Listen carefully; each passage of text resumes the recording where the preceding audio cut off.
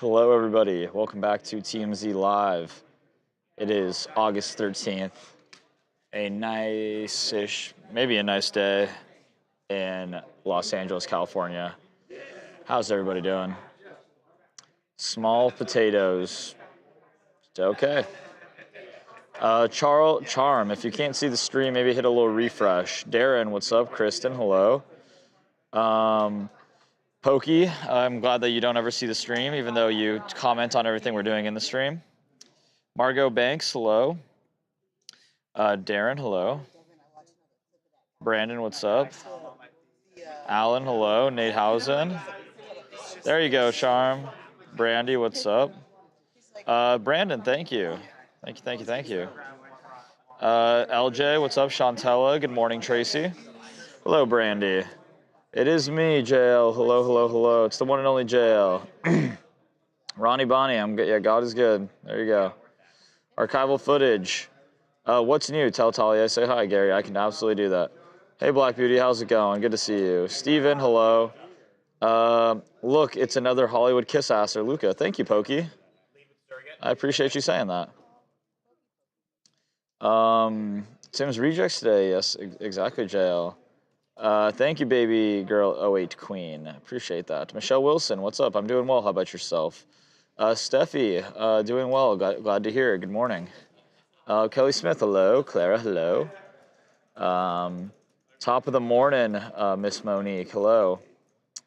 Rusty Russ, East Texas in the house. There you go, Rusty. SoCal in the house. Bella Tree, what's up? Good to see you. Good to see you as well. How could he not see the stream if he's on it? Pokey, you weird guy or girl cat. JL, I agree. Brandon, Mangione is going to plead guilty tomorrow. I just saw that on TMZ. Brandon, thank you for reading the site. And yeah, there you go. Larry, good morning. Hope you are doing well. I'm doing well. Had friends come in from Japan and went clubbing and too many sake bombs. Larry, hey, sounds like not too bad of a night. Charm, I appreciate that. I'm so Hollywood, Monique. You're right. Sam, hello. Have a blessed day. Sam, have a blessed day to you as well. Just Blazed, what's up? How are you doing? You got the guards on your TV. Let's see. Where'd that comment go? I lost it. Sorry. What's up, everybody? Who is your pick in the St. Jude Classic? Oh, Nate, I just put money on Ludwig Oberg, my guy. But right now, Spieth is playing well, so maybe it's cottage cheese. JD, I've been out of cottage cheese for a week, and it's been pretty brutal. I can't lie. Brandy, waking up and feeling a little bit better with the back. Thank you for asking. Pokey is just Pokey, you know. Can't have good without evil, you know. Hell nah, they don't Monique. Yeah, definitely not. Brandon, thank you. I appreciate that. That's really nice of you to say. Just Blazed, awesome. Is your name accurate? Did you just get blazed? Let's see. Grand Rising, Luca. What's your favorite dog breed? Miniature, long-haired dachshunds. I'm a big wiener dog guy. Surprising maybe, but I love them. And I'm gonna get one soon, at some point. Not soon, but. Mary Kemp, how am I doing? I'm doing well. How about yourself? Good to see you. Good morning, Rockalily. Hello. I know, Nate Housen, preseason football tonight, baby. We got a lot of games. Tara Butterfly, there we go. Eags, Birds play on Saturday. That's all I care about. Yeah, no movie is good without the bad guy, Monique. I agree. You got to have some conflict. Your haters keep you in jail. I wouldn't say I'm famous whatsoever, but yeah, the haters are definitely there. Cottage cheese in a baked potato, AJ, that actually doesn't sound bad. Actually sounds pretty good. Might have to do that. Any good plans for the weekend, Larry? Golfing on Sunday, like always. Saturday, watch the Birds play in a very eventful preseason game against the Baltimore Ravens. And that's probably it. Good morning, Krista. Hello. Got to keep backup cottage in the cart bag. JD, real talk. Good morning, Elizabeth. Hello. Brandon, I got to watch Babcock's interview with Gino. Maybe Babcock asked him about the argument he had with Don Staley in the Final Four. Yeah, it was a good interview. Good morning, Boo Boo. Hello. Big shout out to the TMZ team I'm watching here in the UK and London. Matthew, I'm going to be in London for the holidays. I'm very excited. Barbara, what's up? Thank you for that. Loving it. Haters is the best payback. Charm. That's what I'm saying. I love Pokey, despite him being a questionable person. Tira, hello. Ravens Nation here. Hey, we got our boy Tony over there is a big Ravens guy. I got respect for the Ravens. Sky, pepperoni and pineapple on pizza. I like it.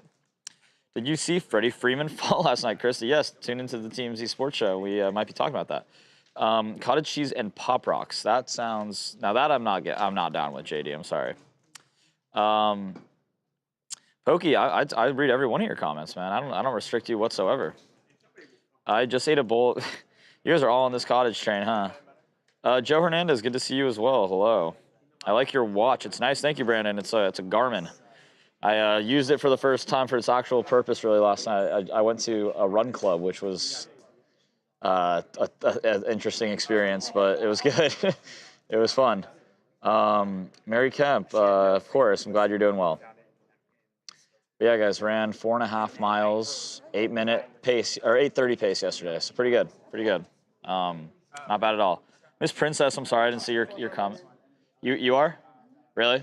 I'm just trying to get into it now to like stay active. Yeah. You know, because like golf is fun, but it's not good cardio. Yeah. 4 miles though, that's good. Yeah, I did the Venice Run Club thing, which is like they run the 4.5 route, which was fun. Yeah. So definitely gonna just probably keep doing that. Let's see. Boo Ravens never. Tira, no, I don't mind the Ravens whatsoever. Chris, I know, it's sad. Joe, it's not the worst thing I've ever heard, I guess. Pokey's just obsessed with me. He just want to go out and smoke some hookah with me. Yeah, I mean, I would too, to be fair. Monique, what's up? Pokey is a cat now. Oh, okay. That's valid. You can be whatever you want to be, I guess. Pokey is a furry. Oh, okay. Okay, sure. Shout out Melissa, guy. Yes, everybody shout out Melissa in the chat. Greatest runner, Usain Bolt. Judy, hello. Good morning or afternoon, my TMZ family, my TMZ son, Luca. Sure, Judy, I'll take that. It is, let's see. It is 10:37, so still the middle of the morning, I guess. Been up for 4 hours. Judy is here, exactly, guys. How's everybody doing? What stories are you guys excited to talk about today? No Tawanda today, so I'm gonna need you guys to help me out on comments so we can read them for the show. And by helping me out, you help Melissa out as well, so that way I don't mess up her shots. So I need you guys to help me out, all right? So we'll get that going. Pokey is our Squidward. I'll be SpongeBob, Brandy. I like that, guys. You guys, I like how you still respect the haters in the chat. You guys are good people. JL, without Melissa, the show sucks. No, guys, it's amazing still, but Melissa is a fundamental, amazing part of it. Many of us. Many people. It takes a village. Black Beauty, hello. I know, I see you. Are you near? I will, Brandon, I will. Eric, Brandon Kuhn says hello. Dude, don't disrespect Brandon like that, man. That's your guy. Eric, I'm sorry, Brandon. It seems like Eric does not care. Monique, I don't know where she's at. You need to shave, Gary. Gary, I appreciate your input, but I will not. I already did shave last night. Judy, thank you. Are you going to do any golfing in the UK, Seabarn? I want to, but I don't really want to bring my sticks out. It's a long way to travel with them. Barbara, Melissa's TMZ's Ray of Sunshine. Yes, she is. But yes, I would love to play golf in the UK. Me and my friends are planning a Scotland golf trip, so that'll be fun. Cool camera nod, awesome. Well, I want to thank you all for keeping me amused while I fight. Oh, Starshine, I wish you the best in that battle. Charm, no, Talia is over there. Anything is good in a baked potato. AJ, that's probably true. Even grubs. Okay, take your word for it. Is Luca doing double duty working for TMZ and Disney? Larry, I don't work for Disney. Okay, guys. God, you come out with one movie about a mermaid, and then everyone associates you with that. I know you do. Luca was talking to Chris. Yeah, Black Beauty, I know. I can't breathe without Tawanda. Well, I'll tell her that. Maybe she'll hurry back. Haters don't belong here. Haters are always going to exist anywhere, Sonic. It's all good. Pokey, I don't identify as a cat. I just say meow a lot. Well, you can see how people would get confused. Joe, help out Luca or Talia will go to your house and sing for you. Joe, what the heck? Curd nerds in the building. Is that what your cottage cheese? Is that what your cottage cheese fan club name is? The Curd Nerds. It's kind of pretty clever, but man, that sounds disgusting. It's here. It's okay. People can treat me however they want to. Val Rice, hello. Happy Thursday, guys. Please come and talk to us. Miss Princess, who are you referring to? Harvey's new nickname is Chuck Norris. He even looks like Chuck Norris. Matthew, I don't disagree with that. It's a pretty good nickname. But is it a nickname if it's just somebody else's name? I don't think so. Nickname needs to be like Butch, and it's like your name's Harvey, you know? What's the T? I don't know. Guys, is Talia here? I'm not seeing her. I don't know what's going on. My Gemini twin. There you go. Topics for today, Shady. I was not given a rundown, so I don't know. But am I a good singer? Actually, Brandon, I went to karaoke last night. I did not sing, but I don't know. Maybe like some Creed, or like some Pearl Jam. Happy Thursday, Barbara. Good morning, Jill Feldman. Good morning. Princess wants Jax. Jax Taylor? Hey, chat. Hello, Antonio. I feel sorry for supports who ignore the BS and tabloid cover. Pokey, I feel bad for you. Harvey's nickname is Chucky. That's kind of funny. Bet Chuck Norris is a curd nerd. Guys, no more curd nerds, okay? No more curd nerds. Sorry I'm late. I was busy sticking pennies to my wall. Antonio, why were you sticking pennies to your wall? Black Beauty, it's okay. We all a family over here, man. All good. Hello, lovelies. Hello, Death by Booby. It's not a bad way to go. JL, Marilyn Manson's new album is out tomorrow, really? See, growing up, I thought Marilyn Manson was Charles Manson. And then I didn't really realize that there was a difference between the two. But there is, believe it or not. Believe the new press secretary will be Trump's diaper bag carrier. That's pretty funny. I heard, yeah, Antonio, that's the story. Do I ever golf with Anakin? I don't think Anakin's a golfer, but I do golf with Dylan. Anakin is not a golfer, guys. Anakin could be a quite the good golfer, though, I think. I see the traits. Okay, never mind. And I guess he wouldn't be. Hookah, please explain my hat. My hat is tailor-made. It's my favorite golf brand. It's what most of my clubs are. And my friend Quan, who I visited in Vietnam, got it for me for my birthday. Shout out Quan. Death by Snoo. What does that even mean? Guys, what are you talking about? Curd nerds, death by Snoo. I don't know what any of this means. Good morning, Barbara Stafford. How are you doing today? I thought Marilyn Manson was a woman. See, Marilyn Monroe. See, we're both out of the loop here. We're not doing too hot. Okay, Gary. Now I know why you ask where Talia is all the time. I see what you're saying. Every aspect of TMZ is corrupted by society and their greediness. Oh, Pokey. I appreciate that, man. We're super corrupt. Just kidding. Shadow Quan, nice Quan, Black Beauty, exactly. Quan's the GOAT. And you spelled his name right. Debo, mini golf. Mini golf is very fun, guys. I recommend a place called Holy Moly. Cheap drinks and very fun. Dill the Thrill, exactly, Tracy. Dill the Thrill, man. Dill the Thrill's a stick. He's right over there, watching golf, actually. Dylan is, where's Spieth at? Is he still T1? How's Thor Bjornsson? Yeah. Thor Bjornsson? What about Ludwig Oberg? Where's he at? I put money on him top 5. I believe he's 4-stroke athlete. Is he top 5? Nah. Technically not right now. Well, that might be a waste of $10, guys. But shout out Dill the Thrill. He's an absolute stick. Knuckleheads, guys. We're starting a podcast, Knuckleheads podcast. If Branson lets us. See, that's Knucklehead 1 over there. There's Eric Wilson acting like he's doing something. The reason I did it is because we want to show her. You can be Knucklehead like, 1. We do a not I'm cool being Knucklehead 2. I'll let you have that one. But if there's a golf pod, the variety. You got Ian Gary or Islam? You know what I mean? Like, dude, the whole reason. I'm gonna be like Ian Gary's son, not being able to meet Islam if Ian wins.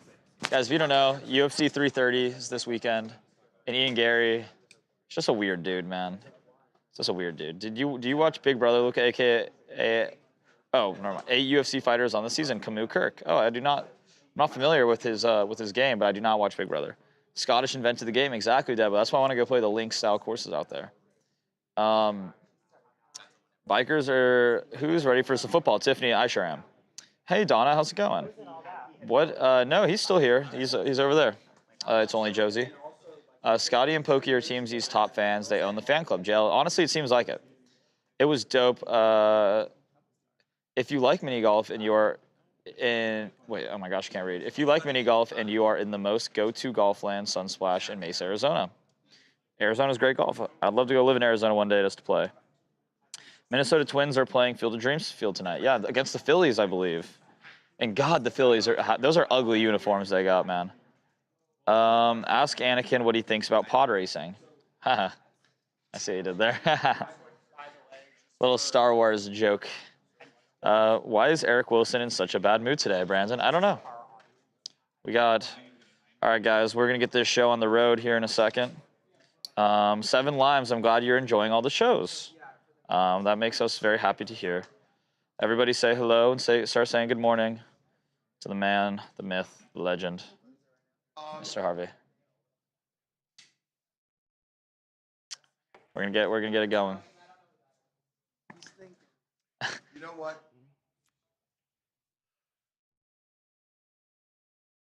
Can I record something off of Melissa's camera real quick? Will that go to the stream? That I want to just put in the website. The other one. I'll take 2 seconds. Yeah, I'm just wondering, I mean, does that camera work? Because if it does, Yeah. It's connected to the live stream feed. I'm okay with that. Okay. I'm totally fine with that. Okay. All right, guys.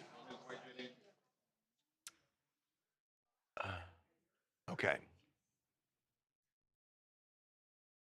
So there is a twist in the story about the surrogate who gave birth to a baby boy with a really serious heart condition in Texas over the objection of the biological parents who wanted the baby aborted. Now, what happened was in the 20th week of pregnancy, the doctors discovered that there was a really serious heart defect that would require at least 3 surgeries. And apparently, the biological parents wanted to terminate the pregnancy. The surrogate was in Alaska. The biological parents were in California. The surrogate went to Texas, where she could safely give birth over the objection of the biological parents, and did so.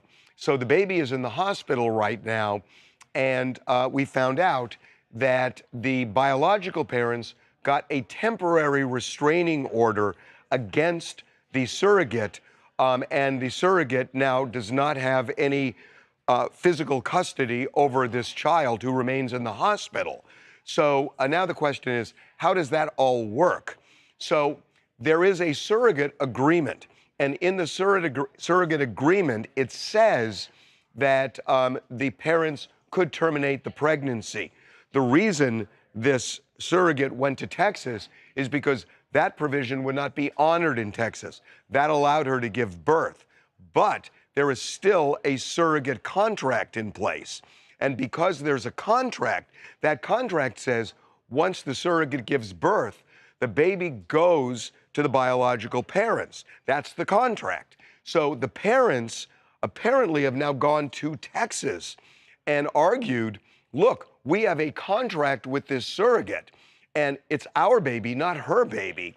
And a judge issued a temporary restraining order saying, well, on its face, it seems that the biological parents are right, that they have custody. So when you have a TRO, it's usually good for only a limited period of time, often 10 days, and then there could be a bigger hearing where the judge airs everything and witnesses are called and all. And that may well happen. But at least for now, the biological parents have control over the custody of this baby. And again, the baby remains in the hospital, presumably in serious condition. But this legal mess will unravel, my guess is, in the next 2 weeks. Okay. Let's turn that around and put that in as a sub in the post. And if you guys want that, you can have it too. Okay. There we go, guys. Little live recording. Out of the belly. Baby needs its mama. Well, yeah, but that raises the question of, you know, if the parents who weren't the surrogate didn't want her. Okay. All right, guys, getting ready to rumble. They were all saying good morning. Now they're giving Good morning, guys. Sorry, there's just a lot going on right now. Hey, Laz. So if you want to put, guys, make sure while the comments are rolling in, guys, that we get stuff so we can stock on the stories. Hi, guys. What are we talking about today? What's your favorite story of the day? The surrogate story is fascinating. Mm-hmm. It's really fascinating. No, no, I want Brendan on this because he talked to the.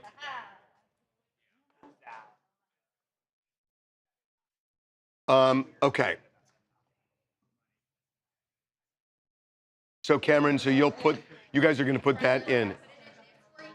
Is that what we're starting with? The surrogate? Okay. Guys, surrogate story first. Make sure to leave some comments and stuff. So that way we can incorporate you guys into the stream. Okay. Now, I'm right. The surrogate is from Alaska. The biological parents are from California. Got it. Okay. Did you hear what I said? Yeah. I was reading this. Okay. Okay. What the condition was. Oh, yeah.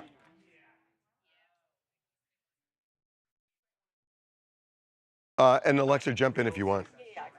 Okay. Okay.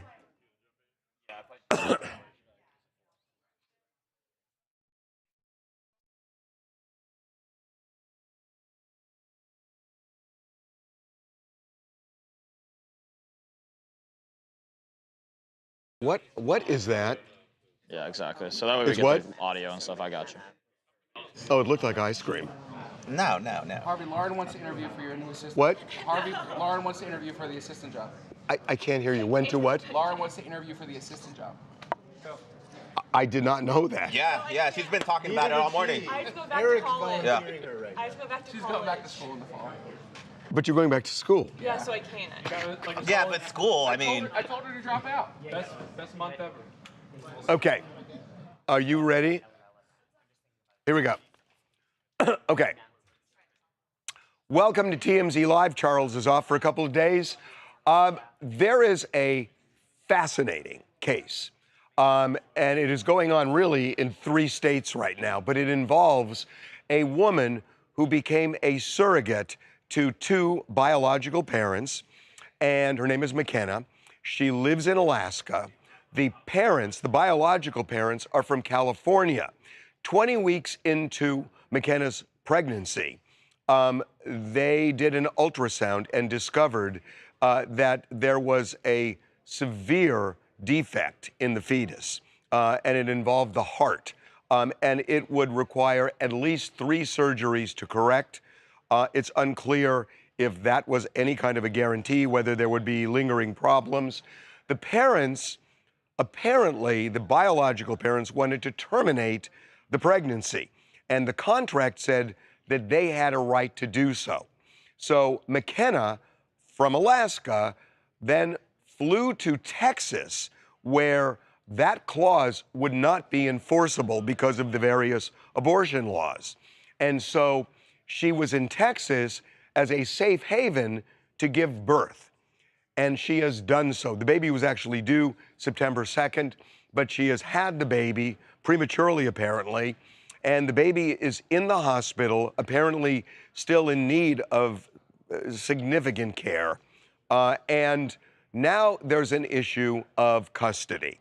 And the biological parents, we found out, have gone to court and they have asked for a temporary restraining order, essentially keeping McKenna, the surrogate, away from the baby, and that they would have custody of the baby because they have an agreement saying once McKenna gave birth, they got the baby, the boy.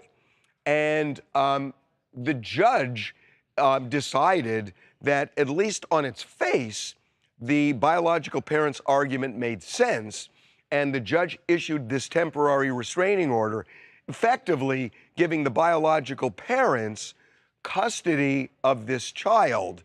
And that's really significant because they're going to have to make some major medical decisions almost immediately. And now, it's a temporary order. These are generally good for around 10 days. And then what a judge does is sets it for a more formal hearing where you can have witnesses, where the judge can consider everything before coming up with a permanent decision. But this now is a case involving a contract, 3 different states, and a really contentious fight. And you also have the statement that we got from the lawyers of the biological parents this morning, where they confirmed she had the baby yesterday, it was in their care. The other interesting aspect here in their statement is they're talking about how this has become almost a political theater because the Texas Attorney General, Ken Paxton, had gotten involved, saying that he wanted 2 Texas hospitals in Dallas to basically provide life-threatening care to the baby. Life-saving care. Or life-saving care. The attorney for the biological parents is saying they feel like there's too much politics now involved. They just want to spend time with their child. Now, that's the murky part. They want to spend time with their child. I get it. What about the care? Because this child was born with a defective heart. Right. And it's going to require surgeries. And, you know, these parents, and I'm not saying they're going to do anything untoward, but they wanted to terminate the pregnancy, and they were unable to do so. So now the issue is they're in control of medical decisions for the child, and it would seem that what the Attorney General of Texas is saying is we want to make sure that they're not taking their foot off the gas when it comes to medical decisions, and if they are, we're going to step in to protect the child. I mean, that's what it feels and like. And that's what's interesting about McKenna going to Texas to have the baby, because in Texas, according to law, even with the surrogacy agreement, whoever the surrogate is the guardian and has the custody. But because the parents are from California, the surrogate's from Alaska, the agreement was made in California, it gets a little confusing. And I think that's why the biological parents were quick to get that restraining order. So it would seem that California law would apply. There's a surrogacy agreement in place. But I will get back to this point, is that I'm not a doctor, so I don't know, but I would think that decisions have to be made. Doctors go to the parents and they say, here are the risks, here are the benefits. Do you want this, whether this means surgery or medication or what? And now you would think that the Attorney General is looking, are they being aggressive enough to protect the child? Correct. Now, I don't know what the parents are thinking or doing. I'm assuming since the baby was born and they wanted a baby, they're going to try to save the baby. Of course. But that seems to be the dogfight going on right now, beyond just the surrogate. Now, what kind of care is the baby going to get? For example, what if the doctors say that, and again, I'm just guessing here, that the Mayo Clinic has specialists in Minnesota, specialists that could perform this surgery in the most effective way. and we should move the baby from Texas to the Mayo Clinic. And then what if the parents disagree with the way the Attorney General views it? Is the Attorney General going to step in, try to superimpose his judgment? But can he? Can the Attorney General? This is such an unusual case. I was going to say, I mean, we don't cover these every day, but like the thought that these people just want to have a baby and there's now a restraining order involved and the baby came early and it's got medical needs that needs to be taken care of. I have never seen anything like this. Well, Very Harvey, dramatic. our chat right now is kind of debating between themselves about if the parents never wanted the baby initially, shouldn't the surrogate mother be able to make these medical decisions since it is so timely and life-threatening to the baby? See, I don't think you can fairly say that because the parents wanted to terminate the pregnancy, that they're not going to care for the baby once the baby is born. Right. I don't think the two necessarily connect, and that I think it's a pretty harsh judgment that the parents were, you know, you could argue the parents were being compassionate, you know, when they saw the ultrasound, but now that the baby's born, it's not that they're going to, I think it's kind of harsh to And put it was that a on the legal parents. agreement. Like that's the surrogacy agreement. Is if the parents decide, hey, we want you to terminate the child, the surrogate then has to. She's required to terminate the child. So it's Well, but not if she goes to Texas. Well, of course. Because in Texas, they're not going to enforce that provision. And that's exactly what she did. So she's had the baby. Everything is now reset. Now the question, what do the parents want to do? Assuming the parents get custody, Right. what do they do? What if they say, we want to move the baby back to California, and Ken Paxton, the Attorney General, says, no, we want the baby to stay in Texas because they wanted the baby aborted, and we don't trust the parents. That would be wild. I mean, Our chat was also wondering, since like there is this they said that if in the contract, wouldn't there be something to state that if you go to a different state, that there is something to figure out in the legal agreement between like the parenting? well, whatever they say, if they have a provision that Texas law would not recognize, Even if it was then included in the initial contract? the agreement's going to fail, because that's exactly what happened, that she moved to Texas, and therefore she had the child. But again, now the issue is, A, is the surrogacy agreement going to be honored, giving the biological parents custody of the child? B, does the Attorney General have any legal standing to say, we have a dog in this fight, and that we want to make sure that the child is handled a certain way medically? Or is that the province of the parents? C, what if the parents want to move the child outside of Texas, say back to California? D, what if the doctors recommend something that, you know, is risky, and the parents see it one way and Ken Paxton sees it another way? So this is not over. And there are some novel issues here. But the real point here is that you've got a child that needs medical care, and this can't be something that drags on in a court of law while nothing happens with the child, because the child needs care. And that care can't wait for the legal system to run its course with a complicated legal, and I would argue political case. For sure. And so now it's, I have never seen anything quite like this. Wild. Jay from Houston, Texas. And historically, thinking of medical cases that do end up having a lot of political undertone to it, they do get messy, they do get sticky, they do get murky. I think this is just a downside to the baby ultimately, because now the whole world, America, has, you know, a say-so in who should raise this baby, where this baby should go. It's gotten too political too fast. And like you said, we can't wait until the court system handles it to figure out how this baby is going to be taken care of, because this is something that needs to happen sooner than later. Yeah, that's for sure. It has to happen now. I mean, there are medical issues that cannot wait for judges and hearings and trials. Okay. Yeah.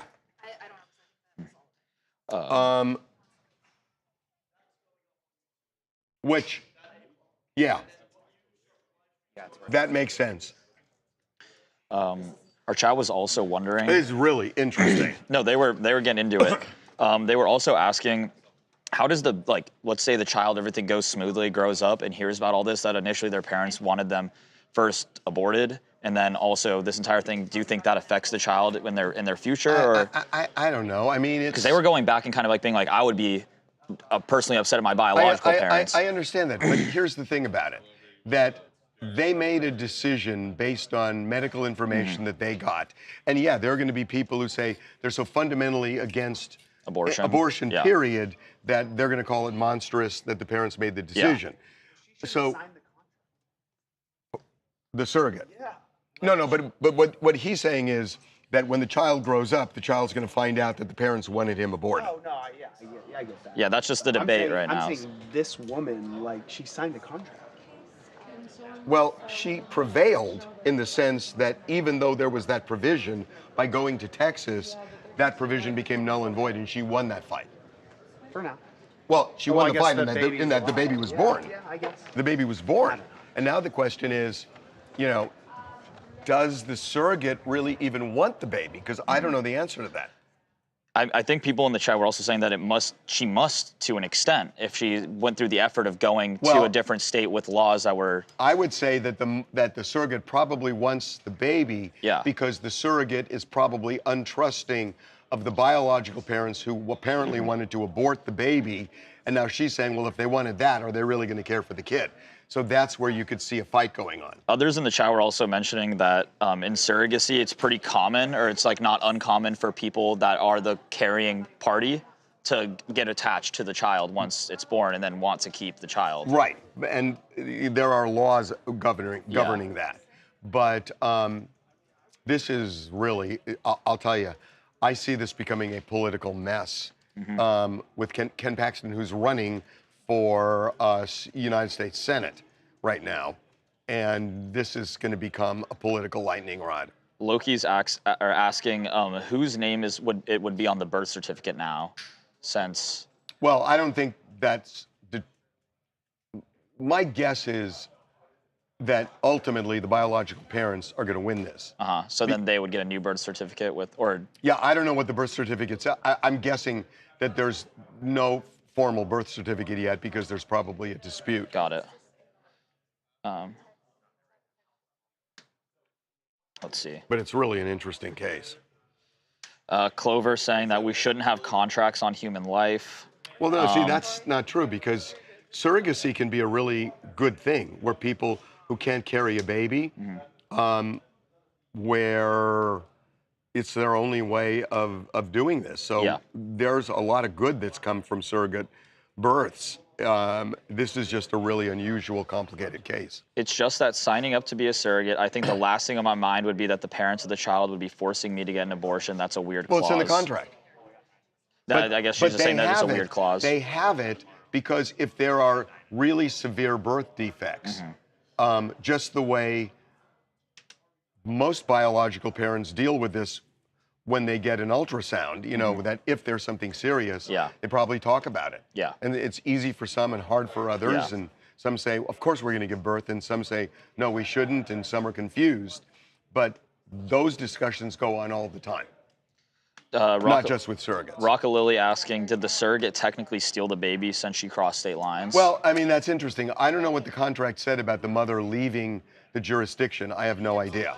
But that's like why they were like curious is like earlier when during the stream or during the segment, like wouldn't there be something in the contract stating that you can't go to another place with laws like that? Well, the thing that's odd about it is, yeah, I could see that if the surrogate was in California, but the surrogate was in a different state than the biological parents. The surrogate was in Alaska. Yeah. So it's maybe, all over the place. Yeah, so maybe they didn't have that clause.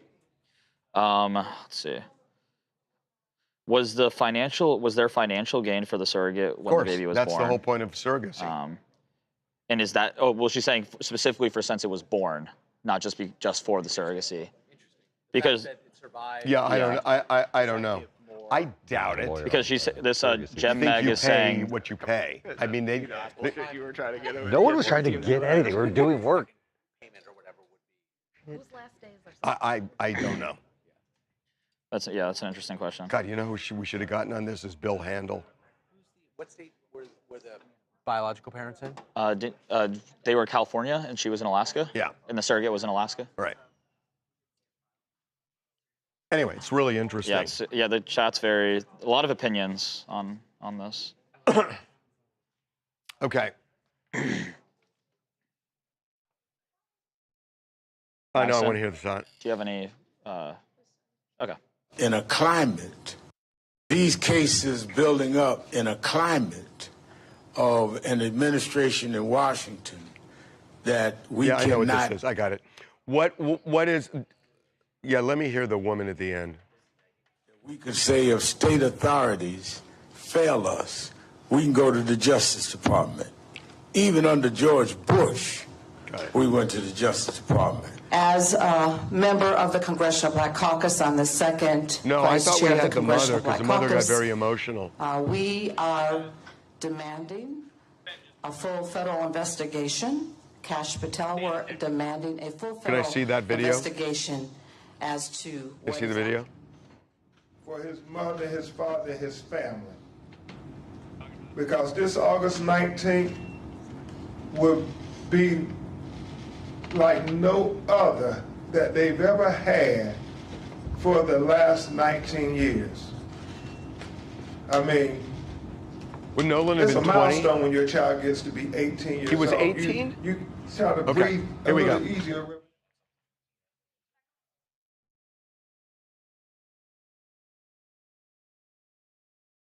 Yeah, I think I want to dump out after Ben. Huh? Sharpton, rather. National Association of Black Journalists. Okay, here we go. More news in the Nolan Wells case. So Ben Crump and the family of Nolan Wells appeared at the National Association of Black Journalists today and held a news conference. And Ben Crump made it clear that he does not have faith in officials in Mississippi to get to the bottom of the cause of Nolan Wells' death. You know, he died on the 4th of July. They found his body washed up on shore, and the family has not ruled out foul play. So Ben Crump talked about the possibility of the United States Justice Department getting involved in the case to have a civil rights investigation, and that has been done many times in the past, where the feds actually move in, in a state case. But there are some complications. Ben Crump talked about it, and then Al Sharpton, who was also there, weighed in. These cases building up in a climate of an administration in Washington that we cannot feel will objectively investigate. There was a time that we could say if state authorities fail us, we go to the Justice Department. Even under George Bush, we went to the Justice Department. So it's interesting because Ben Crump is talking about a civil rights case. And by the way, just to give you an example, in the Rodney King case, where the 4 police officers were acquitted in Simi Valley in a state case, they were then tried federally for a civil rights violation for the same thing, and 2 of them were convicted. Right. So this happens. It happens with some regularity. It happens, right? But what Al Sharpton is saying is, you have Kash Patel, you have Todd Blanche, and he's saying we don't trust them. We don't trust them. So do you want the civil rights investigation by the feds, or don't you, would be the question. Obviously, I think they do want a full-scale investigation from federal authorities, but they want to have oversight, or at least eyes on that investigation, so that they believe that they can conclude it matches the standards they want for it. I don't see that happening. Neither do I. I don't see... And I don't see that that's not an administration thing. The feds are never going to give oversight away to private individuals with an agenda. That's right. And when you say an agenda, I mean, look, the family lost their son, but it's not even that. They just don't do it. Yeah. The one thing that they do want is they want Nolan's phone analyzed where they can watch it being analyzed, because they don't trust Mississippi authorities to fairly look at the phone and decide, has anything been deleted? Has anything been altered? What are the text messages that were sent? And that phone seems to be a real bone of contention. This one I here. get entirely. I understand why they'd want to keep their eyes on this. So apparently the family still has the phone. They have not turned it over to Family has authorities the phone, yet. apparently. And they don't want to turn it over unless they get assurances that they can have oversight and see exactly what's happening forensically with it. I think that's what's happening, and I get that from the parents' perspective. They don't believe that this has really been handled that well. I do too. Whether you agree with them or not, they just want to be able to see it and make sure that it's being handled well, and that what comes back is, nope, nothing to see here, when they think there is something to see. And I think they have a stronger hand here because they can go to the authorities and say, look, we're not going to turn the phone over unless you give us that oversight, and if you don't, we'll have it analyzed ourselves. Right. And we'll put it on videotape so everybody can see it.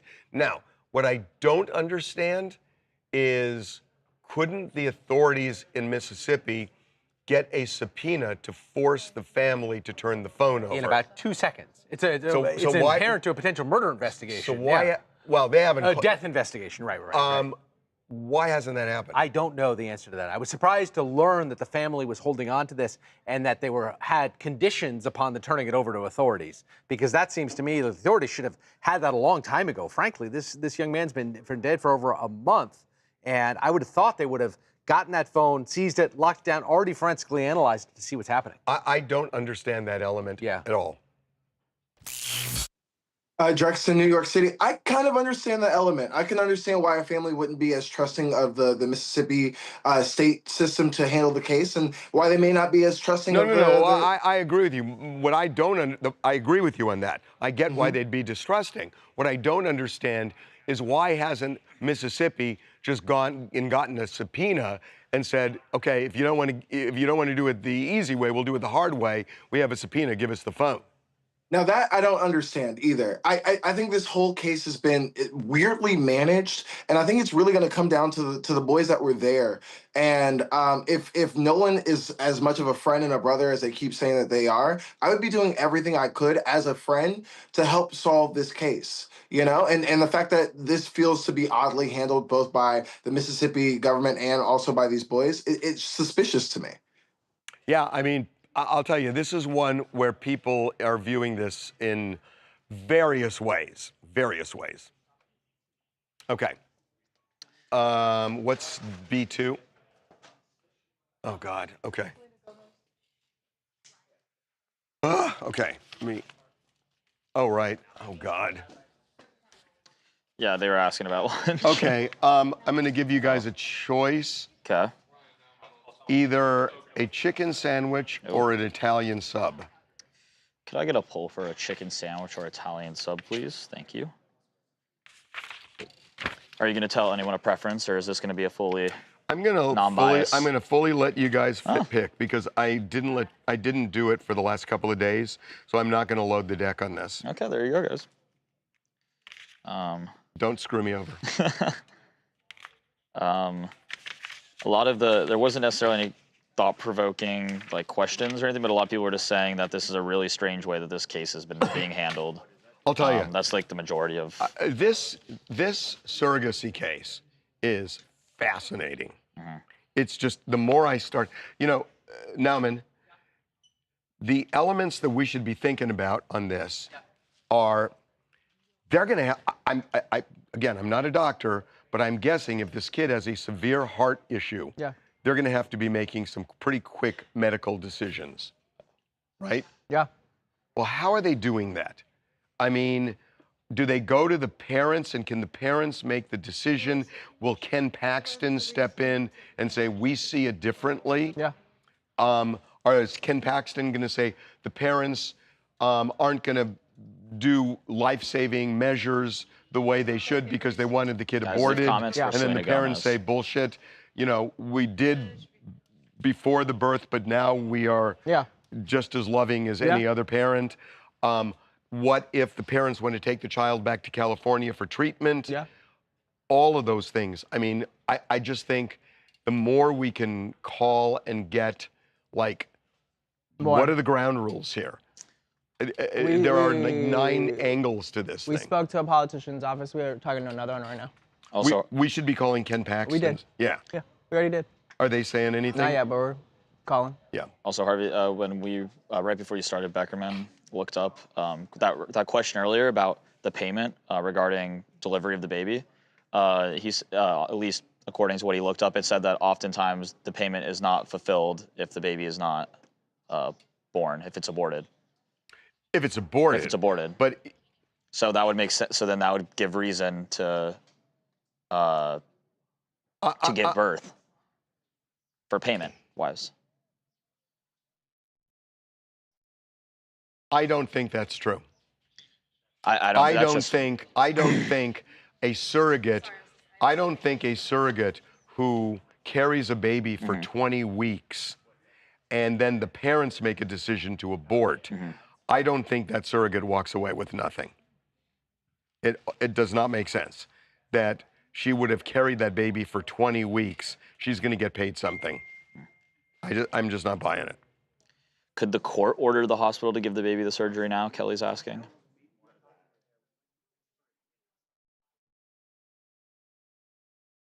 Hey, Nauman, can you look at this? I don't know what this quite means. Okay, guys, we're going to be talking about Selena Gomez and her mom being sued for allegedly defrauding investors next. So if you guys have any thought-provoking questions / opinions on said subject, we'd love to bring it into the discussion. So get those engines rumbling. But thank you guys so much for the comments for the surrogacy story. I could tell you guys really like that one. So that's great. Who's jumping in on this one? Yeah. Cameron, is that in the surrogate post yet?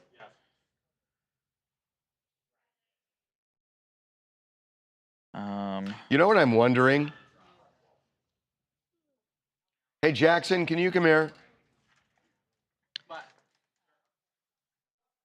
Come here. Yes, actually, it was one of your comments. I think it was Gem something. Gem Meg, maybe, I think was the one who made that initial comment. So that was a great question. If the biological parents wanted to abort the baby, wouldn't their parental rights be nullified? You know what? I kind of think that the YouTube video... Gem, that's a great point. ...for the full A block is better than the thing I did there just because it got in more detail. So maybe we switch out what I did up there, which is, I believe, what's in the post, put the YouTube video in instead. A block? Okay, so put the A block in the post. A block in the post. Okay.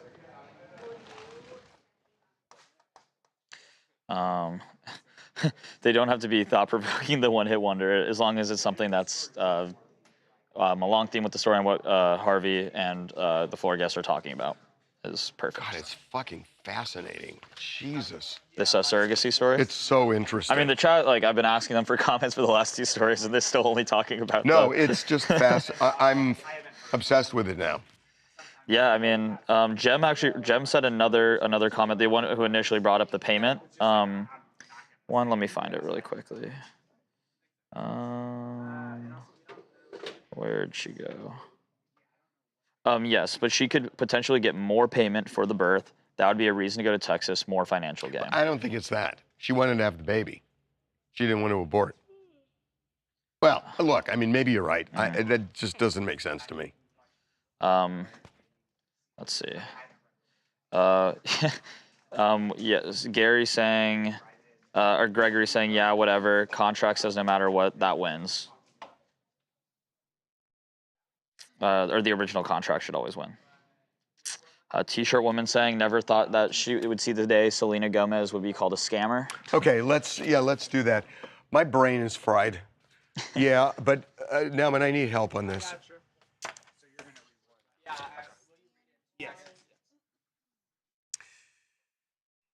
Wonder Mind is the company. Okay. Okay.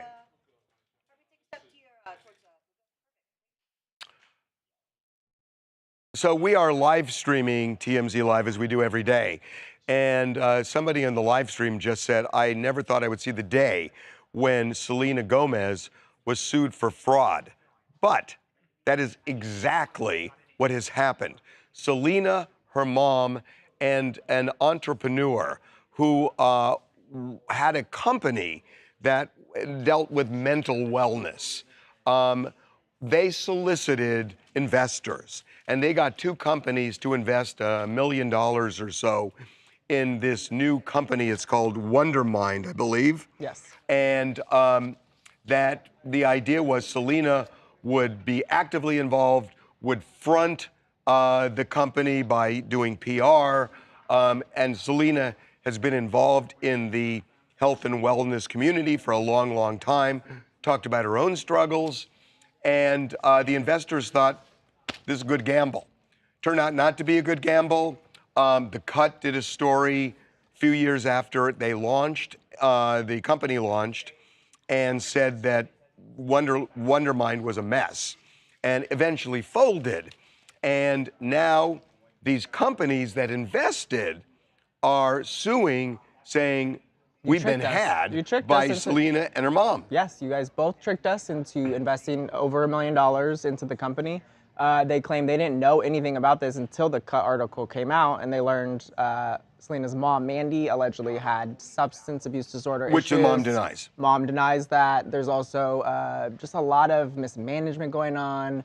They claim they were lied to about deals that the company had. Selena's involvement. Selena did go on a press blitz for a couple months, but then after that, she kind of didn't have much involvement in it. Right. But yeah, I mean, these are some pretty serious allegations. I actually agree with the chat that if you would have put a list together and said, who's going to get sued for fraud this week? I would not put her on that Our list. chat still vehemently denies that they ever think Selena could do this. They think it's definitely just the mom's influence or the mom just doing it by herself and dragging Selena in. Blame it on the mom. Dennis Bonicelli, Boca Raton, Florida. Many investors love to use a recognizable celebrity face to help jumpstart their company, and when plans fall through, they like to blame said celebrity. But in the case of Selena Gomez, I don't really understand what the investors were really expecting for her to be part of day-to-day operations, knowing she has a music career, a beauty line. She's filming projects like Only Murders in the Building, so I think that's a but real... I'm sorry, I got to challenge you on this.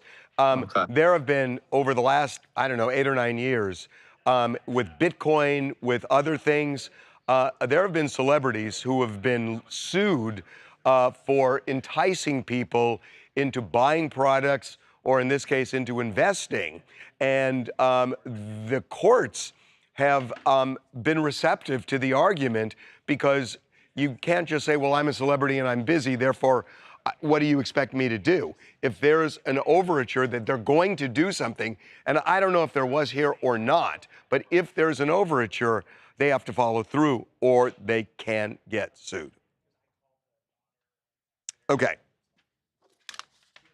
Crystal's saying that if they made a bad investment, that's their fault. They really shouldn't be blaming them. Okay, Crystal, more important, what's my lunch today? Your lunch is an Italian sub. Interesting. You voted for that? Yeah. Excellent. Very good. Is that now that it's gone? Is that what you wanted? Yes. Okay. But here's the thing. From Bay Cities, but no jalapenos. Picados. It's called an Italian sandwich, I think. Oh, come on.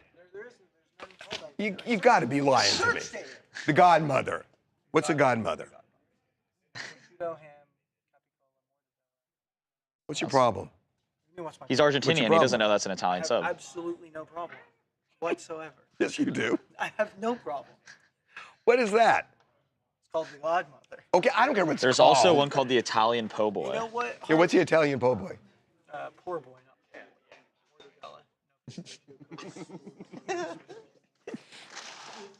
Oh, that actually sounds better. Yes. Thank God Anakin asked. See the word? Thank God Italian. What does that say? Italian poor boy, not Italian. It's Italian sandwich, No, right? you know what, Harvey, I'm going to make sure they put extra jalapenos. Well, you can't have that. 0 jalapenos. JL says no jalapenos, question mark. Afraid? Yes. Oh, small. No, they're huge. Fair enough. So yeah, JL's You want saying one? you're. I already have. Yeah, JL's kind of calling you a scaredy cat for the jalapenos. Oh, I am so scared of jalapenos now. Why is that? Because people are getting sick all over the place. Afraid of pickles? No. Oh, I don't want, no, because they got a lot of sugar. You No don't pickles. want pickles. No pickles. No pickles. That pickles just had a lot of sodium if they're like. Yeah, no pickles. Oh yeah, but the chat's saying that because people, isn't it a good thing if you get sick off the jalapenos, physique would look better. You think I need to lose weight? No, but that's just saying what the. Why do that? People do that. Chat. Yeah, you. Okay. Why? Chat, I gotta answer. Ask them. Why do they do that? Empress is saying get some poop lettuce too. Oh, God. No, I'm concerned. Lettuce. JL diarrhea question. Oh God. What's C? He doesn't want. And Tyga's coming on? What time? Oh, okay. Spicy Italian. He doesn't want a case of the Womp on fire butt. Say again? Starface. Okay, where are my notes? Hey, Tiger.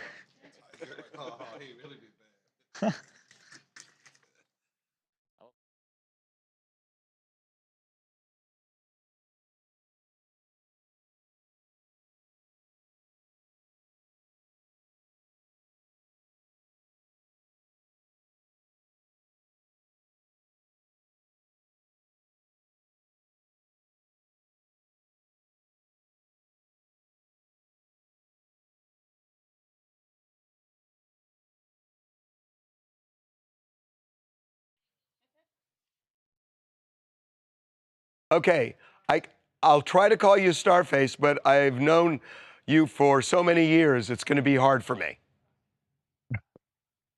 Whatever makes you comfortable. It's so good seeing you. I really appreciate you doing this. Appreciate your time. Thank you. Yeah.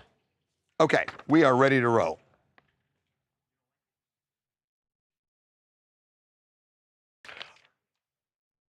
Can you send down for just a minute?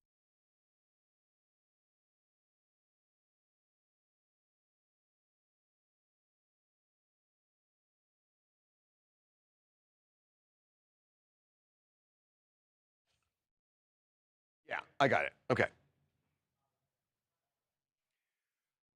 So one of the most interesting album releases in a long time is an album by Starface, a.k.a. Tyga, who we've known for many, many years. This album has gotten a lot of attention, and it's gotten attention because it employs AI to a degree that has pissed off a lot of people in the music industry and really has created a divide because a lot of people, and I'm going to just declare going in, myself included, believe that you cannot stop AI. It's just not going to stop. And the idea of saying we're not going to use AI is ridiculous. But there are other people who say it's not ridiculous and think that it is a betrayal of artistry in music. So we're going to get into it right now with Starface, who is joining us. Welcome to TMZ Live. Thanks for having me. We appreciate it. So what do you think of all this? Look, we should just say, going into this, that Pitchfork gave you a 0 out of 10, which hasn't happened in 19 years. And it's pretty clear they're doing it because of AI. So what do you think of all of this? Listen, I don't really know what Pitchfork is. All I know is the devil uses a pitchfork. That's all I know. Okay. What do you think of the AI controversy generally? Because there are some, there are some people saying you shouldn't do it. Well, the context is, well, unfortunately for Gen Z, they can't read. So nobody reads, you know what I mean? And what I said was, I used AI assisted things in the production. I said, all the vocals are me. I wrote all the songs. When it comes to the 80 cents and some of the guitar solos, yes, I used AI for that, but I didn't make a full AI album. That's like, it's not what I did. I was in the studio 3 months working on this, but it's just, it's at the end of the day, it's like, I'm just I'm a small piece of the puzzle in this bigger conversation, and it's really not my fight. You know what I mean? It's just, I'm just telling people, because I like to be honest with the listeners of, kind of like how I used it. But I didn't, I indeed wrote the songs and that those are my vocals. You know what I'm saying? We use some AI sounds in the production, but we still created everything. I got to say, I mean, look, I would like to argue with you, but I really can't. Because what do they call it? A synthesizer, where they used to have like bands come into recording studios or in performances, and then all of a sudden you can have one dude playing 19 instruments, and yeah, it's actually cost some musicians their livelihood, but it's the way of the world right now. And when people record at Capitol Records, say, it's not going to be a full orchestra. You're going to have, a synthesizer or something like that. And I was thinking, what's really the difference between that and what you did? And I can't really see a difference. Yeah, I mean, it's just a bigger conversation. People are just scared. Like, as an artist that's been doing this for so long, I don't care. I don't mind it. I don't care. Like, I'm not scared for my position or scared because at the end of the day, I'm better than the AI, and I've proven that for the last 15 years. So it doesn't bother somebody like me. But I think maybe there's people that are scared that it's gonna, like take their position and replace them. And, it's just a part of technology. Everything we use is AI. Like this stream, this call is assisted by AI. Everything you use is AI. Streaming, watching movies, and so we use AI in our office. It's just a conversation the question is, are people against AI or just selective against AI in some things? Okay. Okay, that's actually a good question. So is it you or is it just anybody using AI? Here's what Doja Cat said. Nobody asked me anything about Tyga, but I just felt like saying this. Tyga is a penis for making an AI album. Okay, well, you laughed. Does she have a thing against you, or is it AI? Listen, I love Doja, but she made a demonic album. But I still love her. Okay, why is this happening? That it just feels, look, I'm an old guy, but I feel like I'm younger in my head than all these people who want to just deny the obvious, which is AI is going to be everywhere in the next 5 years, and you can't stop it. And I'm interested in you as a case study, because I just don't know why people are going after you. Like, whether you do it or not, it's going to happen anyway. It is what it is, it's fine. It's an experience for me. It's a side quest. This is fun. Like I said, we spent 3 months working on the music, and I'm okay with being in front of the conversation. I'm fine because I love what I'm doing. And I think it was great how we used it. You know what I mean? Will you use it again? I don't know. This was the first time I ever used it. Well, I will say it got you a lot of publicity. All publicity is good. What is it saying? What's it saying? There's no such thing as bad publicity. Yeah, it's, like at the end of the day, people know what I do. Been doing it for so long, making hits, catalog without writers, AI, any of this. So this is just a experiment, and this was fun, and I'm just telling people where it's going, the world is going, and how I used it, The world is going where you say. The album is called Starface. We really appreciate you coming on. And we got some live shows. I just announced the 2 live shows. We're doing 2 Starface live shows, one in LA, one in New York. You guys should definitely come out and see it live. Where in LA? We're doing the Roxy in LA, so it's gonna be fun. We're gonna do an 80s dance party, you know, and we're gonna perform some songs for the album, and it's gonna be great. I love dress the 80s Roxy. and dress 80s, you know. I love the Roxy. Okay, man. Thanks so much for coming on. Thanks for having me. That was good. Okay. Okay. Let's just do this. Is somebody jumping in? For Luigi? Yeah. Derek.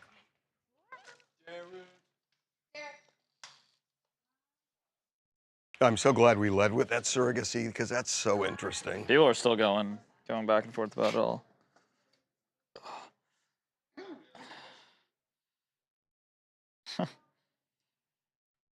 Okay. Chat's asking, why did he change his stage name? That, like, Tyga was very recognizable. Okay. Only 3 minutes? Okay. Nah. No, we'll do 4 and 2. Here we go. Welcome back to TMZ Live. There is an old song, which I love, by Martha Reeves and the Vandellas, Nowhere to Run. It goes, nowhere to run, nowhere to hide. That is kind of the case with Luigi Mangione, that he is now facing murder charges in 2 courts, in state court in New York and federal court. And there is a problem here because if the state tries him first, that's going to be a big problem when he goes to federal court. And the state case is coming up next month. And Luigi has requested a hearing tomorrow in federal court. And we know that they have been in active plea bargain negotiations with the feds because they want to cop a plea in the federal case before the state case goes to trial. Because if there's a plea in the federal case, the state case goes away because of double jeopardy. And the clock is ticking, and it's not ideal for Luigi because he's going to do prison time. The only issue is how much. And if he pleads guilty to murder, which is what we're told is going to happen, then it's going to be left to a judge, and they're going to have a hearing. And in the hearing, Luigi is going to have evidence and psychiatrists and others, and maybe himself, who will talk about how he was so overwrought with emotion over corporate greed that he did something awful. And he'll hope that a sober federal judge will take that into account and have some leniency in the sentencing. Life imprisonment is on the table. And I do think there's something just by pleading guilty where you've accepted responsibility. You've no longer wasted the court's time and resources in trying the case. And that will be taken into account, even if they don't take into account all of the, I was extremely against the healthcare system and emotionally overwrought. He had no other option here. This is the only card he could play. It's the only card he could play. And it helps him in state. I think if he went to trial, given the lay of the land and what the state of the law in the state case and the federal case, he's going to get life in prison if he goes to trial in both. The only thing I was thinking, though, is if you have a jury, given the way this country now thinks about these issues, if you can impanel one and you can hang that jury because they are so against the healthcare system and sympathetic to what he did, they would continue to try him and try him. They're never going to let the case go. Right, but guess what happens? He stays in prison. He stays in jail. So what is he gaining here? Not much. No, he's gaining nothing if it keeps hung jury. At least here, they're taking a chance on a resolution. They're hoping for a judge who can look at this and say, it's abhorrent what you did. I mean, this is the best case. Abhorrent what you did, no excuse for it. You murdered somebody, and you acknowledge you murdered somebody, and for that, we're going to give you 30 years in prison. What a win that would be for Luigi Mangione. Would be massive. A huge win. Hi guys, I'm Claire Eisel from Los Angeles, and yes, I have some thoughts on the Luigi Mangione situation. I think this is 100% tactical legal chess. By taking a plea on stalking, this legal team is trying to, I think, trigger New York's double jeopardy laws and shut down the state's murder trial jury selection before it even starts next month. It seems like a pretty high stakes gamble to avoid the death penalty and control the narrative to me. So it'll be really interesting to see what happens. If what you're suggesting, and I've seen this out there, that he'll plead to stalking and they drop the murder charge, that's not going to happen. I do not see, listen, I may be wrong, but there is no way the feds are dropping the murder charge here. There is just, I don't see, because they've got him dead to rights. So why would they drop the murder charge? I just don't see it.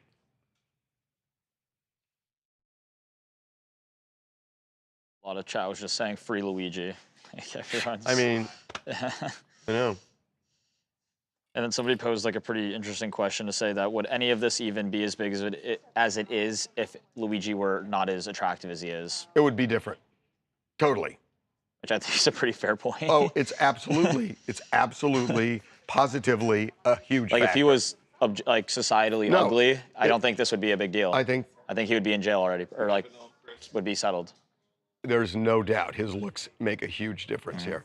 Give me Nicole again. This is, okay.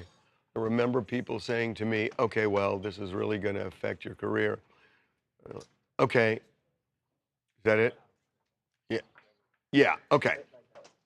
Yeah, here we go. Who's doing this? Okay. Okay.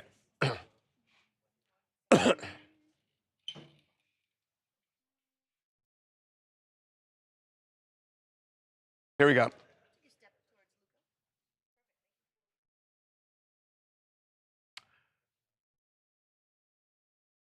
Nicole Kidman apparently rejected the advice of friends when they warned her, if you marry Tom Cruise, you're going to be a trad wife. Nicole actually talked about her marriage to Tom Cruise, which she's never done before. She talked to British Vogue, and she was talking about why she married him in the first place. Here's what she said. She said, I remember people saying to me, okay, well, this is really going to affect your career. I'm like, I don't care. I'm in love. I want to be married. So I guess what they're saying is you are taking a backseat to somebody huge like Tom Cruise when you're not really established or not well established as an actress if you marry him.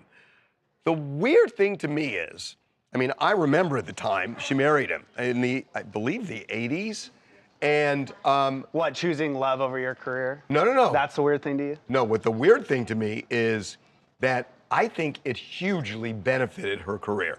How so? Because her visibility skyrocketed when she married Tom Cruise. Everybody knew about Nicole Kidman. Who did Tom Cruise pick to be his wife? Nicole Kidman. And I know that she had a big launch of her career after the divorce, but during the marriage, knowing that she was the one married to Tom Cruise, her visibility, her name recognition, she was only 23 at the time, right, which I didn't even realize she got married that young. Yeah. But I feel like it is a double-edged sword, though. You have to see what like people were saying to her is that you can be this big, massive A-list actress, which she ended up becoming. But if she stayed with Tom Cruise, you're always going to be Tom Cruise's wife. But that's just... And I don't know if they had stayed together, who even knows if she would have had the career that she ended up having. But that's not true. There have been marriages where the person with lesser fame becomes bigger, and I mean it's flip-flopped during a marriage, and that's happened. Yeah, I guess. But I do see why. I mean, it's just crazy. The craziest thing is to me is that like she was willing to like, I don't care about my career. I was so in love with this guy. Or she did care about her career, okay, and she said what it, a take. but it really helped her career. Okay. What's he? We'll be in the background of Tim. Lionel, then Tim.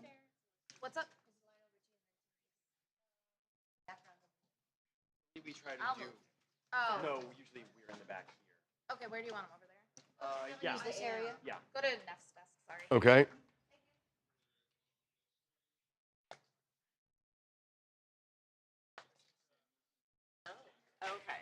Okay. Thank you. You don't want to just go, oh, because he's in the booth? Okay. Okay. Where's Eric? Yo, Eric. Do you have a pullout on this? Oh, let me hear it. And Usher, Chris Brown. See, they trying to do something new. Commodores with Earth, Wind and Fire, we were doing that back 40 years ago. Do I see empty seats? The only difference is between then and now, we didn't go to jail. Okay. What did he say? Instagram and that. TikTok and What? that. Okay. I got it. Here we go. So Lionel Richie kind of showed his hand. He was on stage performing, and he made reference to Chris Brown, Usher, their concert tour that they're going on right now and doing extremely well with. And he shaded them. And I think there's something behind this. And Usher and Chris Brown. See, they trying to do something new. Commodores with Earth, Wind and Fire, we were doing that back 40 years ago.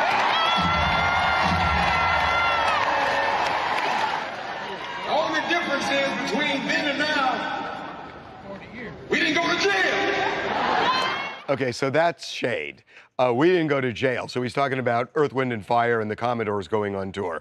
That's true. So what Chris Brown decided to do was talk about Old Man Richie.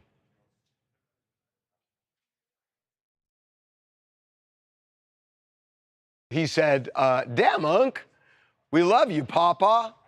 I mean, that's a pretty good response. That's pretty restrained for Chris Brown, honestly. But still, because I'm sure Chris Brown probably on the respects nose. Lionel Richie. You have to, as an artist. So is Lionel Richie, I'm trying to think, why would he say that? Is it because he thought it was funny? Because it kind of gets in his craw that people are saying this is such a unique concert with Chris Brown and Usher, and he's thinking about the Commodores and Earth, Wind, and Fire?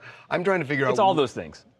Maybe a little bit of, Lionel Richie's still a very competitive person, and he's got these, younger than him artists. They've both been around for a while now, but, they come out and they're doing their thing, and like, we're this big R&B tour, and he's like, I did that 40 years ago. Okay, I get it, but he's got to be self-aware enough to know that it just makes him seem so old. No, I'm serious. To Why? say, well, because I get it. Yeah. Well, everybody in that crowd gets it too. Lionel Richie, because he's older, is not thinking this is going to go viral and everyone's going to see it. He's thinking the people who paid to come here and see me are not Chris Brown fans. They will laugh at this. I don't know that it's mutually exclusive. I do not know that it's mutually Well, the exclusive. crowd kind of gasped. I don't know if they were... I mean, they didn't laugh, they gasped. He realized right away, like, I'm going to walk this back and dial it down a bit. It's amazing Chris Brown didn't sing Old Man River. Okay.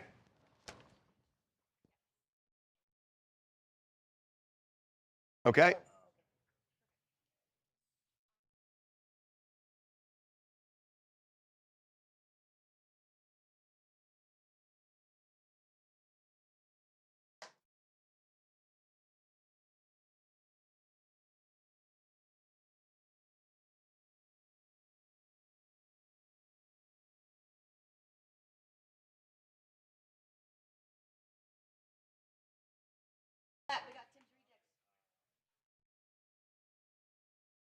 Hey, Jackson, did you get in touch with Paxton's office?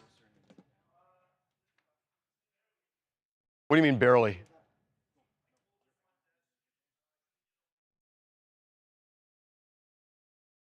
Is there a PIO?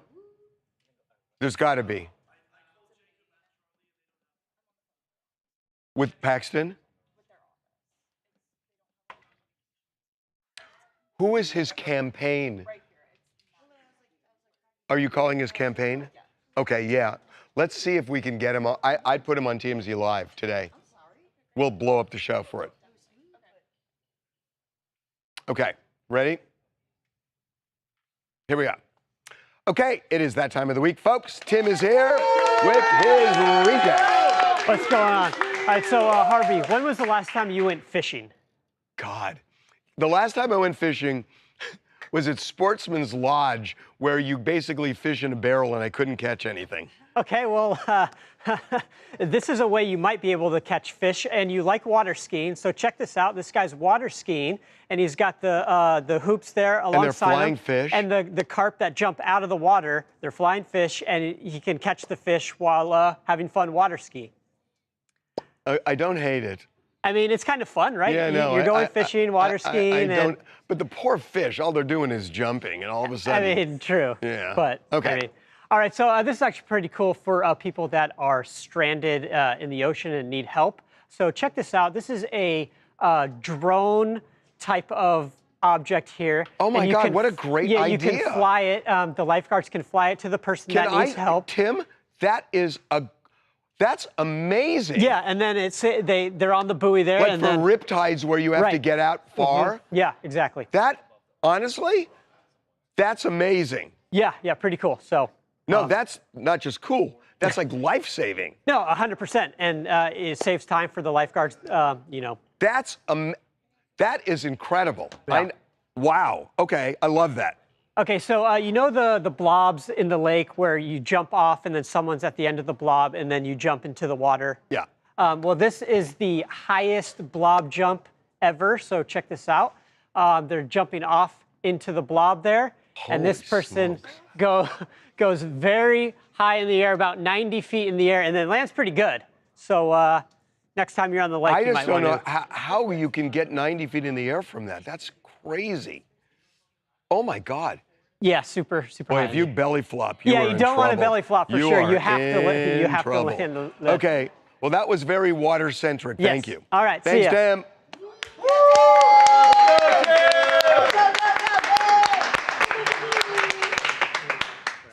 Okay, what's F? Texas teacher.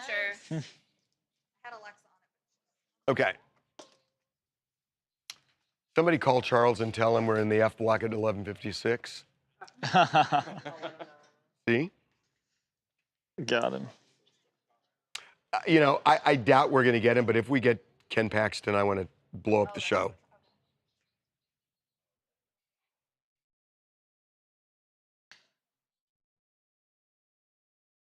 Oh, stay. Are you saying this by yourself? No. I'm gonna... What's the teacher's name?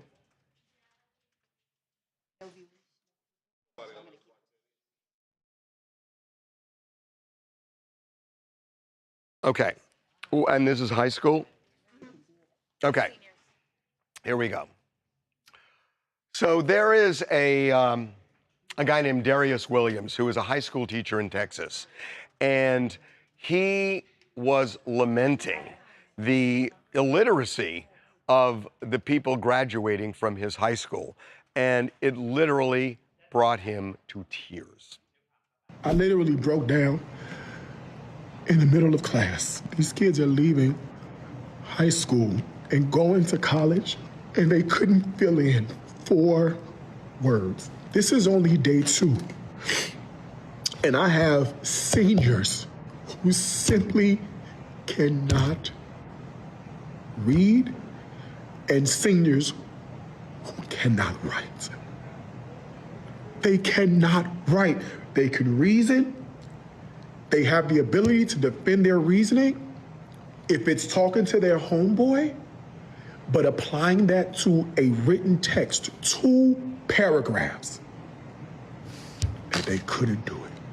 Our young black men, our young brown men, our young black girls, and our young brown girls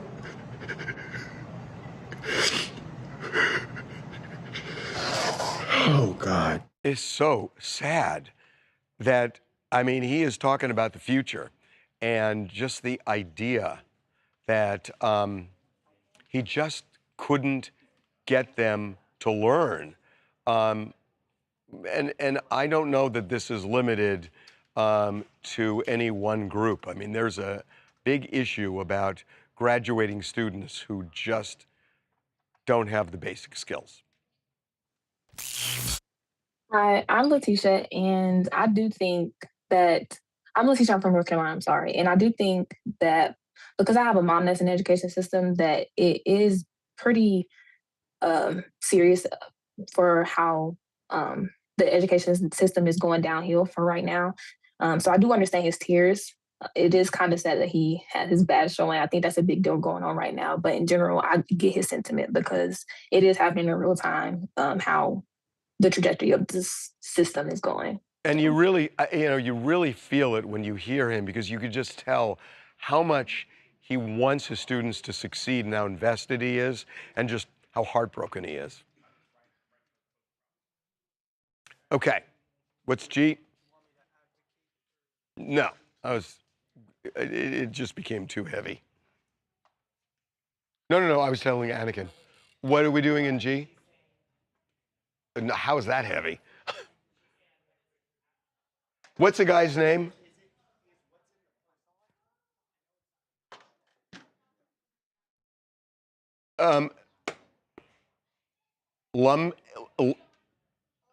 Lumsden.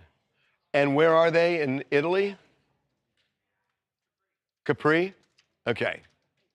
Okay. Okay. Okay, I will fully disclose. I love Brooks Nader. I love her because aside from her being beautiful and all the other stuff, she's just filled with ambition. And she makes her own luck. And I kind of love that. So she is in Capri with a dude named Jack Lunston, who is a Wilhelmina model. And they are clearly together, at least for the day. She's made it clear that Terrence Edgerton, over and out, if that was anything to begin with. And she was just all over this guy. Also, some slips with her dress, so to speak, as they're sitting there eating.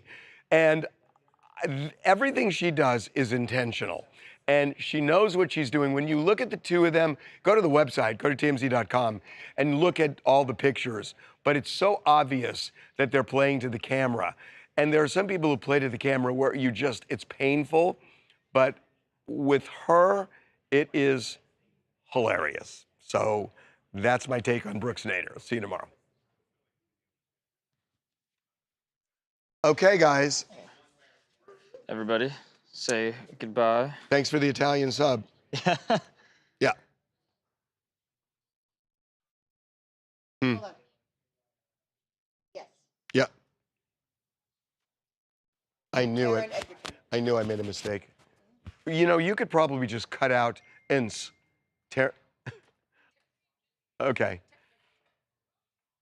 So her so-called relationship with Taron Egerton, if it existed, is over and out. Okay. Okay, guys. Everybody say goodbye. See you tomorrow. They said they're gonna need they said they're gonna need an update tomorrow about how the Italian sandwich was. They Okay, haven't heard no, yet. I will give you a full update. All right. There you go, guys. Italian Subway hit. All right, guys. We'll see you later. Good job today, chat. Oh, shut. Big W.